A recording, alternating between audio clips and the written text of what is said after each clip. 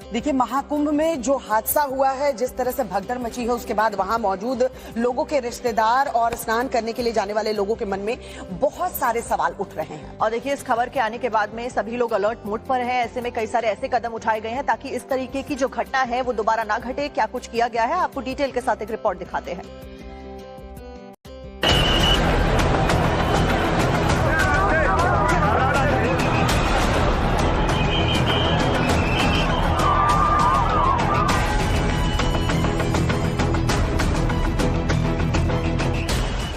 प्रयागराज महाकुंभ से संगम तट पर भगदड़ और मौतों के बाद मुख्यमंत्री से लेकर सभी अधिकारी सुपर एक्टिव हैं, क्योंकि यूपी सरकार और महाकुंभ प्रशासन दोबारा ऐसी किसी अनहोनी को होने से पहले रोक देना चाहती है और इसलिए महाकुंभ में भगदड़ के बाद 5 बड़े बदलाव किए गए हैं।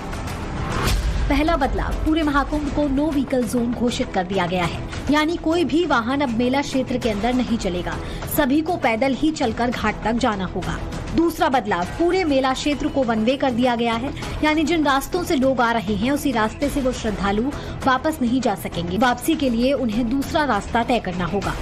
तीसरा बदलाव, सभी वीवीआईपी पास को रद्द कर दिया गया है, मतलब ये कि अब तक जिन लोगों को विशेष पास के जरिए उनके वाहनों के साथ एंट्री मिल रही थी, उन सभी की एंट्री भी अब बैन कर दी गई है। चौथा बदलाव, प्रयागराज से सटे जिलों से आने वाले सभी वाहनों को अब शहर में एंट्री नहीं दी जाएगी और आसपास के शहरों से प्रयागराज आने वाले सभी वाहनों को जिले की सीमा पर ही रोक दिया जाएगा। पड़ोसी शहरों से आने वाली बसों को भी कैंसिल कर दिया गया है। पांचवा बदलाव, प्रयागराज शहर के अंदर 4 फरवरी तक सभी वाहनों की एंट्री पर पूरी तरह से रोक लगा दी गई है। सिर्फ बाइक, एम्बुलेंस, नगर निगम, फायर ब्रिगेड की ही गाड़ियां चल सकेंगी। महाकुंभ मेला प्रशासन का ऐसा मानना है कि इन बदलावों का मकसद कुंभ क्षेत्र में भीड़ को नियंत्रित करना और श्रद्धालुओं की सुरक्षा को सुनिश्चित करना है। साथ ही लोगों से भी अपील की गई है कि वो इन सभी नियम और कायदों का ध्यान रखें। लेकिन इस महासंगम में भगदड़ मचने के बाद यही बड़ा सवाल है कि क्या गंगा स्नान के लिए प्रयागराज जाना अब भी ठीक रहेगा? तो आज हम आपको इन सभी सवालों के जवाब देंगे। अगला यानी तीसरा अमृत स्नान 3 फरवरी को है, चौथा 12 फरवरी को और आखिरी अमृत स्नान 26 फरवरी को है। वैसे तो महाकुंभ में अमृत स्नान का खास महत्व होता है, लेकिन जरूरी नहीं कि महाकुंभ जाने वाला हर श्रद्धालु अमृत स्नान ही करे। महाकुंभ के किसी भी दिन मां गंगा में डुबकी लगाएं, पुण्य बराबर मिलेगा।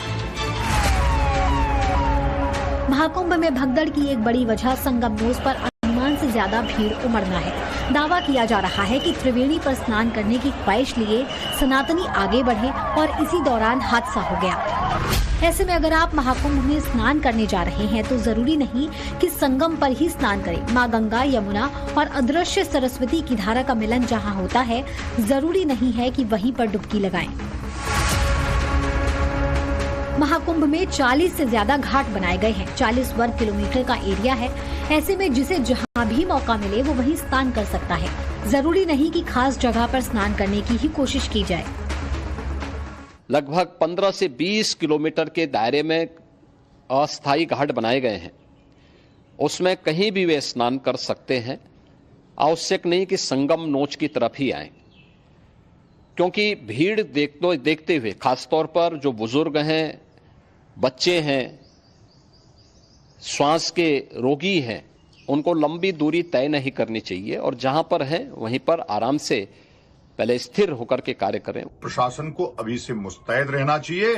प्रशासन को ध्यान रखना चाहिए कि ज्यादा लोग संगम नोच पे इकट्ठा न हो। वह स्थान छोटा है और ये बताएं लोगों को, धर्माचार्य बताएं इस बात को कि पूरे पंचकोश में प्रयाग में स्नान का समान ही महत्व है, कोई अलग महत्व नहीं है।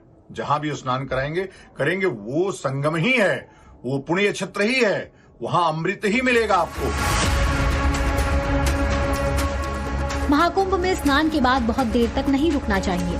ये वो पॉइंट है जिसकी वजह से दिक्कतें पैदा नहीं होंगी और फिर दूसरे श्रद्धालुओं को स्नान करने का मौका मिल सकेगा।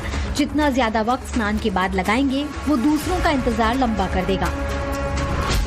जैसे संगम घाट पर हर घंटे 11 लाख लोगों के स्नान करने का इंतजाम है। प्रशासन भी अब 3 मिनट से ज्यादा देर तक किसी को भी डुबकी लगाने की अनुमति नहीं दे रहा है।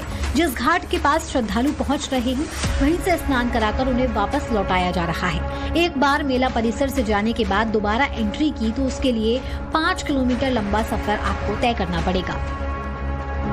जो लोग यहाँ पर स्नान करने आते थे वो वहीं पर लेट जाते थे, सो जाते थे, पूजा पाठ करते थे, बहुत वक्त यहाँ पर घाटों पर ही गुजारते थे और ऐसे में बहुत जरूरी था कि लोग स्नान करें और जाएं।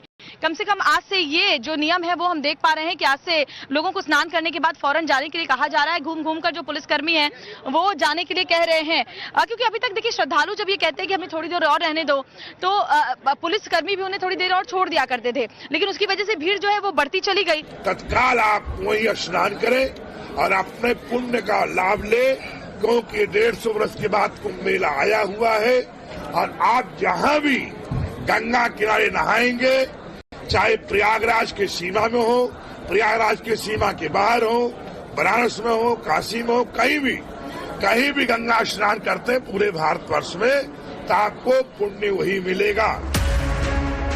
हालांकि इन सब के बावजूद प्रयागराज की तरफ से हर घंटे लाखों की भीड़ उमड़ रही है। 4 तस्वीरों को देखिए, कहीं प्रयागराज से लगने वाली सीमा पर लोगों को रोका जा रहा है तो कई किलोमीटर दूर से लोग बस इसी इंतजार में हैं कि कब उन्हें मौका मिले और वो महाकुंभ पहुंच सके। हर चेहरे पर हड़बड़ी है, जल्दबाजी इस बात की है कि जल्द महाकुंभ की डगर पर आगे बढ़ सके। तस्वीरें बता रही हैं कि महाकुंभ स्नान की इच्छा कश्मीर से लेकर कन्याकुमारी तक एक जैसी दिख रही है। आस्थावान हिंदुओं की मंजिल महाकुंभ है। हालांकि अब सरकार ने इसके लिए इंतजाम और भी पुख्ता कर लिए हैं। महाकुंभ का संयोग 144 साल बाद बना है, इसलिए सनातनियों की आस्था उफान पर है। ऐसा नहीं है कि भगदड़ के बाद सनातनियों के इरादों पर किसी तरह का असर पड़ने वाला है। प्रयागराज से आने वाले दृश्य बता रहे हैं कि गंगा में रिकॉर्ड तोड़ डुबकी लगेगी, मगर इस बार सजगता हर तरफ से होगी।